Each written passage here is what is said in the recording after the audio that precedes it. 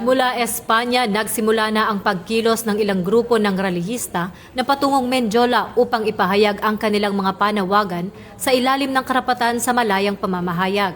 Ayon sa paunang ulat, maayos at organisado ang galaw ng mga nagsasagawa ng malayang pamamahayag habang alerto ang kapulisan sa sitwasyon upang matiyak ang kaligtasan ng lahat ng nasa lugar. Nakadeploy ang pulisya sa iba't ibang bahagi ng ruta upang magbigay ng seguridad, gabay sa trapiko at maiwasan ang anumang aberya. Ipinapatupad din ang maximum tolerance upang igalang ang karapatan ng mga relihista habang pinapanatili ang kaayusan. Sa kasalukuyan, nananatiling payapa ang sitwasyon at patuloy ang monitoring ng mga otoridad.